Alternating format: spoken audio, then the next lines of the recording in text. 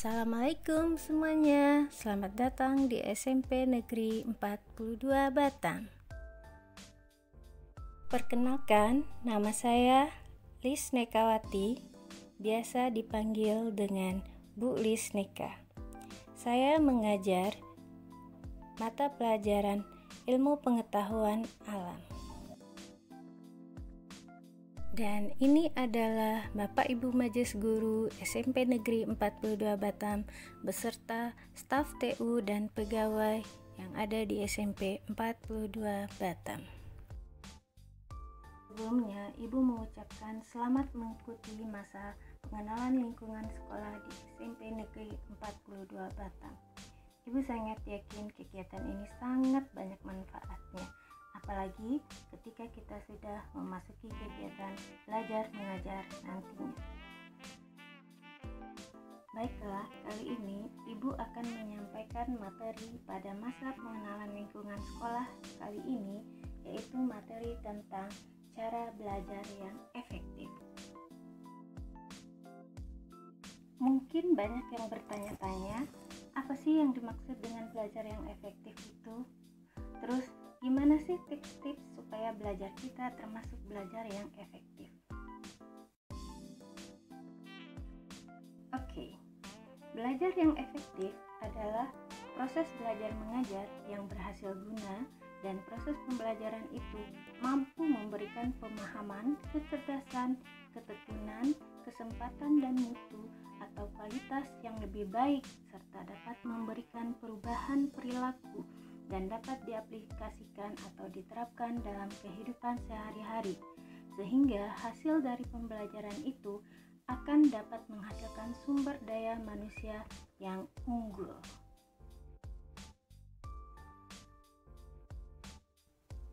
Jadi, hasil dari cara belajar yang efektif itu adalah memberikan perubahan perilaku atau sifat menjadi yang lebih baik serta menghasilkan sumber daya manusia yang unggul. Mungkin ada yang bertanya, gimana sih cara belajar yang efektif itu? Apa saja tips-tipsnya atau triknya? Tenang, nanti kita akan bahas tipsnya. Nah, yang jelas untuk mencapai belajar yang efektif, tentu saja dalam proses belajarnya harus dilakukan dengan baik dan benar. Oke? Berikut ini adalah tips-tips belajar yang baik dan benar.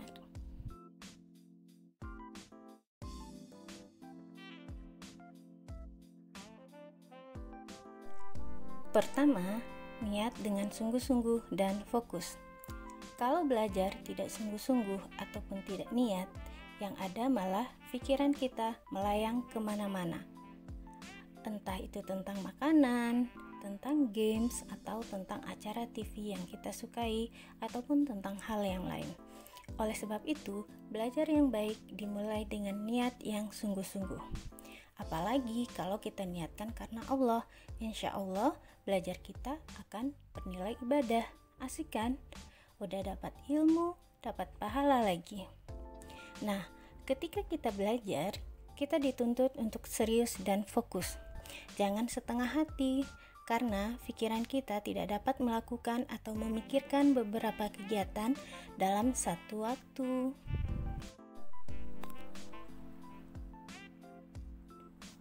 Yang kedua, disiplin dalam belajar. Apabila kita telah membuat jadwal belajar, maka harus dijalankan dengan baik. Contohnya seperti belajar tepat waktu dan serius, tidak sambil main-main dan dengan konsentrasi penuh. Jika waktu makan, mandi, ibadah, dan sebagainya telah tiba, maka jangan ditunda-tunda lagi. Lanjutkanlah belajar setelah melakukan kegiatan tersebut jika waktu belajar belum usai.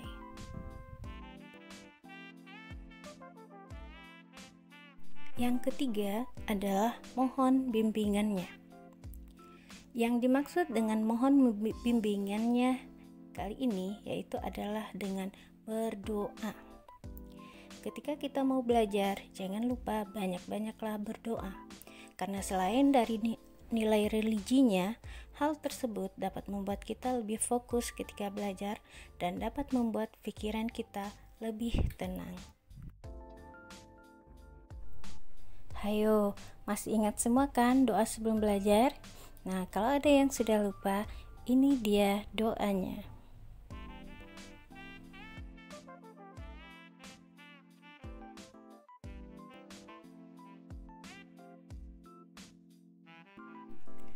Yang keempat adalah rajin membuat catatan intisari pelajaran. Dari setiap pelajaran pasti ada intisarinya atau bagian-bagian yang pentingnya. Nah, bagian-bagian penting dari pelajaran sebaiknya dibuat catatan di kertas atau di buku kecil yang dapat dibawa kemana-mana sehingga dapat dibaca dimanapun kita berada. Namun, catatan tersebut jangan dijadikan sebagai media untuk mencontek karena dapat merugikan kita sendiri. Yang kelima adalah jangan malu untuk bertanya. Jika dalam proses belajar ada hal yang belum kita jelas atau belum kita pahami, maka tanyakan kepada guru, teman, atau orang tua. Jika kita bertanya, biasanya kita akan ingat jawabannya. Nah, tapi ingat, jika kita bertanya, bertanyalah secukupnya dan bertanyalah dengan cara yang baik dan sopan. Kemudian, tawarkan juga pada teman untuk bertanya kepada kita hal-hal yang belum dia pahami. Semakin banyak ditanya, maka kita dapat semakin ingat dengan jawaban, dan apabila kita juga tidak tahu jawaban yang benar, maka kita akan membahasnya bersama teman-teman dan sehingga kita juga menjadi tahu.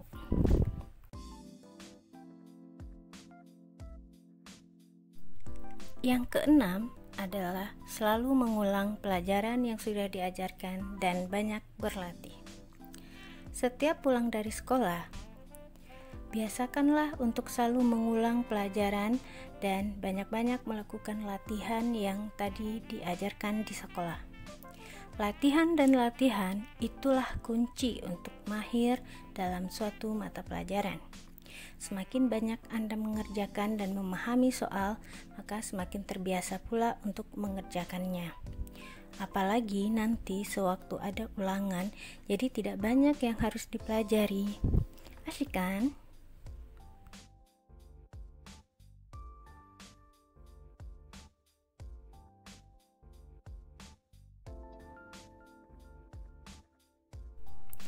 Yang ketujuh adalah belajar kelompok.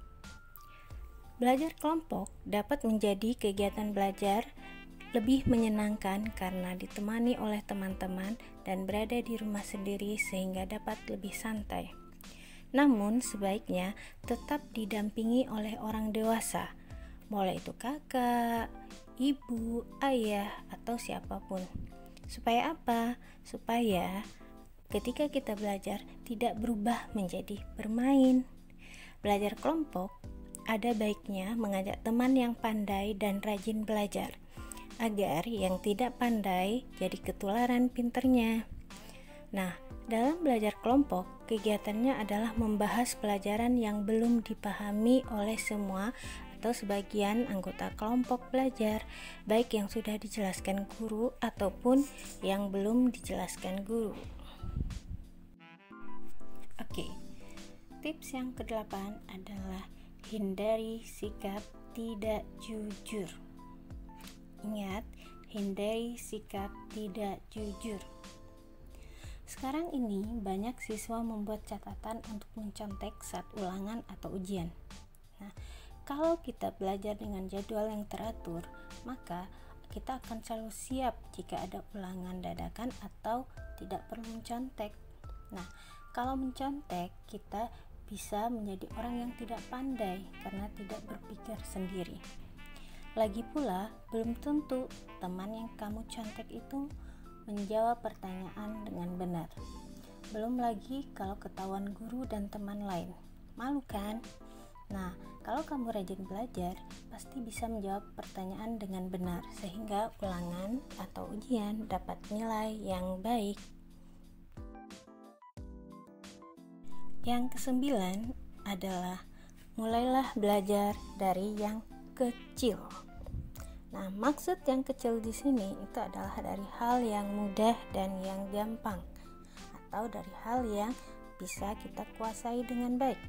Nah, mulailah belajar dari topik yang paling kita kuasai atau yang gampang. Setelah itu, barulah dilanjutkan dengan topik yang lebih menantang atau yang lebih sulit menurut kita. Nah, hal ini dimaksudkan agar kita tidak langsung down atau putus asa jika kita mengerjakan soal-soal yang sulit terlebih dahulu.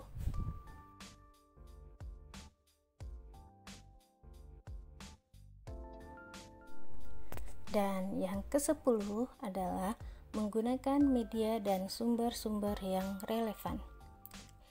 Jika kita hanya menggunakan satu buku sebagai bahan patokan untuk belajar, apapun hasil yang kita dapat belum tentu maksimal.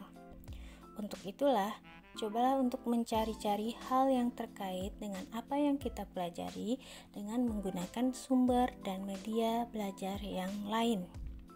Kita bisa mencarinya dengan menggunakan internet, koran, buku yang lainnya, ataupun majalah, ataupun yang lain-lainnya. Tentu kita juga tidak mau ilmu yang kita dapat hanya segitu saja, karena hanya memiliki satu buku atau satu sumber yang mungkin belum lengkap.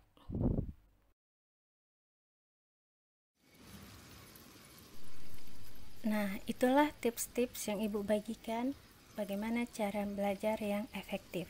Semoga bermanfaat dan dapat diaplikasikan dalam proses belajarnya, sehingga akan menghasilkan siswa yang berperilaku lebih baik dan juga siswa yang memiliki sumber daya yang unggul.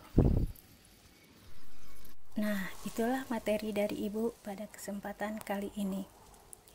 Jika ada kebenaran itu hanya dari Allah, dan jika ada kesalahan itu dari Ibu sendiri. Dan tetap semangat, tetap sehat, dan Ibu akhiri dengan wassalamualaikum warahmatullahi wabarakatuh.